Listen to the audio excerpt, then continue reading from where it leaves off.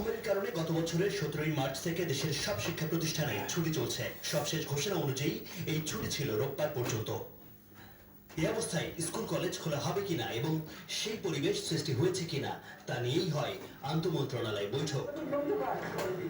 শিক্ষামন্ত্রী জানান 30 মার্চ খুলছে প্রাথমিক, মাধ্যমিক ও উচ্চ মাধ্যমিক পর্যায়ের সব শিক্ষা প্রতিষ্ঠান। প্রাথমিক, মাধ্যমিক এবং উচ্চ মাধ্যমিক পর্যায়ের সকল শিক্ষা প্রতিষ্ঠান আমরা ইনশাআল্লাহ আগামী মার্চ মাসের 30 তারিখে আমরা খুলে দেব এবং সেখানে আমরা আগেও যেভাবে বলেছি যে হয়তো পর্যায়ক্রমে একদম প্রথমেই আমরা যেমন প্রাথমিকে তারা পঞ্চম শ্রেণীকে প্রতিদিন হয়তো আনবেন।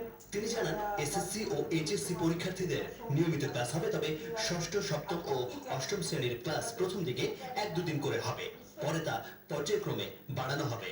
এসএসসির জন্য 60 কর্মদিবসের একটা সিলেবাস আমরা প্রণয়ন করেছি আর এইচএসসির জন্য একটা 80 কর্মদিবসের সিলেবাস প্রণয়ন করেছি।